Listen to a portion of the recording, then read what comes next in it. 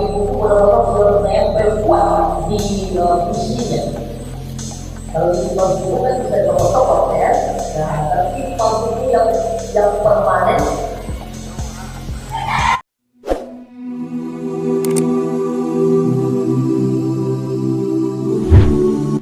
Bismillahirrahmanirrahim. Assalamualaikum warahmatullahi wabarakatuh. Alhamdulillah, salatu wassalamu ala rasulillah.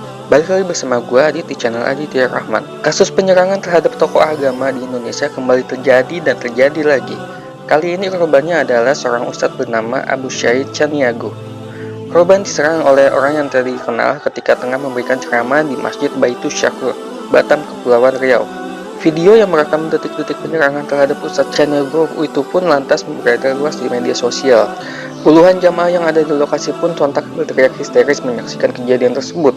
Dalam video yang dibagikan, seorang pria tiba-tiba muncul dan berlari ke arah Ustadz Chaniago dari sisi kanan seolah berusaha menyerang. Beruntung sang Ustadz berhasil menghindari pelaku. Menyaksikan kejadian tersebut, puluhan jamaah yang ada di lokasi itu pun langsung mengejar dan menangkap pelaku.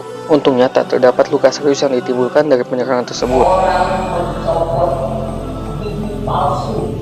Rupanya bibit palsu itu benar-benar sudah menempel kuat di fungsinya. Kalau di paus itu kan bisa copot-copot ya. Nah, tapi paus itu yang permanen.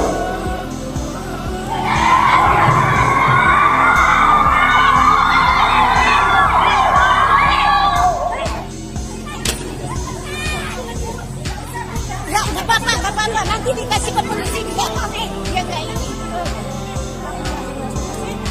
Hikmah apakah yang bisa kita ambil dari kejadian tersebut? Mari kita simak nasihat Ustadz Khalid Basalamah Hafizullah Ta'ala.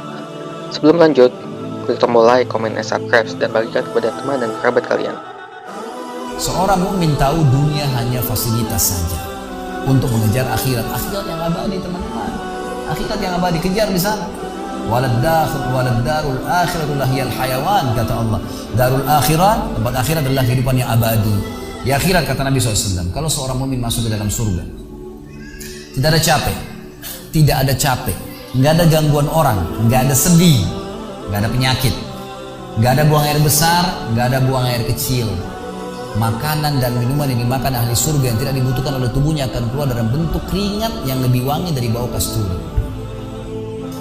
Gak ada lagi masa tua, gak ada masa anak-anak. Semuanya berumur 33 tahun. Dan semua laki-laki akan kembali kepada poster ayahnya Adam 60 siku ke langit 27,5 meter. Dan semua perempuan kembali kepada poster ibunya Hawa 40 siku ke langit 17,5 meter.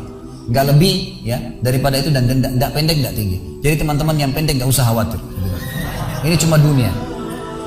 Sampai orang beriman pun tahu kalau ada orang lahir dalam kondisi fisiknya luar biasa, matanya buta, telinganya tuli, tangannya, kakinya semua putus, gitu kan? Itu tetap bagi orang beriman punya nilai, karena itu cuma dunia. Begitu dia meninggal, jasadnya akan dimakan oleh tanah, sebagaimana sabda Nabi SAW, semua jasad kalian akan dimakan oleh tanah kecuali tulang ekor kalian yang darinya Allah akan tumbuhkan kalian. Di akhirat ditumbuhkan jasad yang baru, itu yang akan hidup bersama kita di surga atau di neraka, gitu kan? Jadi ini cuma dunia sebentar. Untuk apa dikejar, teman-teman sekalian? Ingat, Nabi SAW pernah keluar dalam hadis Bukhari dari masjid beliau, kemudian beliau menggambar kotak. Lalu beliau mengatakan, inilah kotak kehidupan manusia. Seperti meja ini misalnya, inilah kotak kehidupan manusia. Lalu Nabi SAW menggaris dari luar kotak, di bawah kaki beliau, digaris, dilewatin kotak ini sampai melewati kotak tengah, di depan, panjang. Lalu kata Nabi SAW, ini angan-angan manusia. Ini angan-angannya melampaui kehidupannya. Lebih 500 tahun ke depan, padahal umurnya cuma 60-70. Lalu Nabi SAW menarik dengan tongkatnya dengan keras dari sisi kanan garis kotak, digaris dengan keras sampai terbongkar tanah itu, digaris dan memutus garis tengah itu. Lalu beliau mengatakan, dan ini kematian yang akan datang memutus angan-angannya. Di Jakarta kemarin teman-teman sekalian, ini bukan nakut-nakutin, tapi di Jakarta kemarin begitu. Ada orang keluar dari mall, kisah nyata, bawa kresek banyak sekali, habis belanja buat keluarganya. Mobilnya Masya Allah mewah luar biasa, super lux, paling mahal. Parkir, begitu melihat tukang parkir, tukang parkirnya sangat senang nih, karena ini orang kaya, pasti kasih tip yang banyak gitu. Naik di mobilnya, di starter mobil, tidak pakai supir kebetulan, dia nyalain, mobil di depan ada, mobil di belakang ada, jadi terhimpit.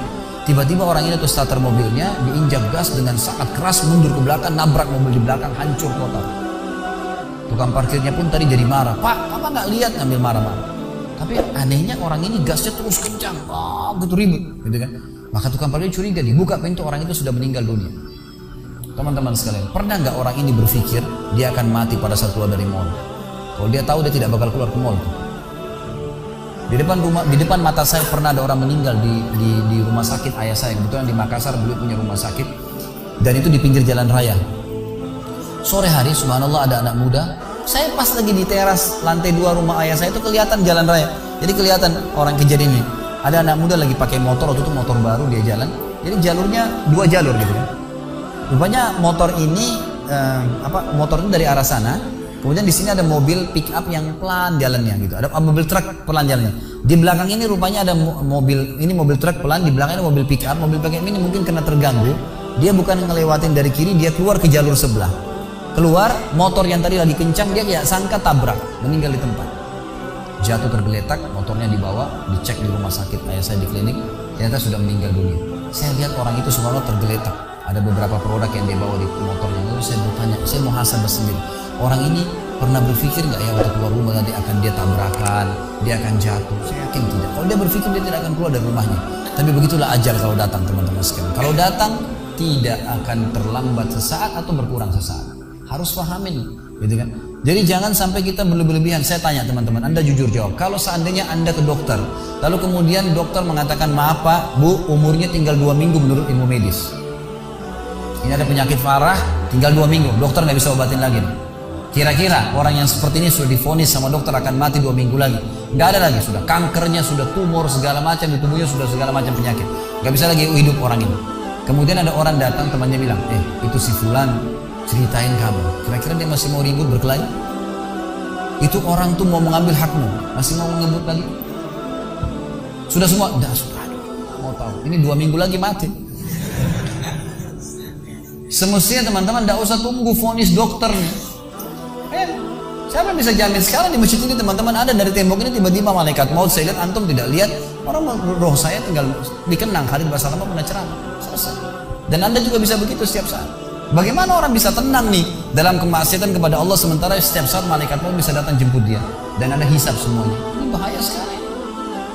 Ingat teman-teman, ujian teman, ancaman teman atau orang sekitar kita hanya sepanjang lidahnya.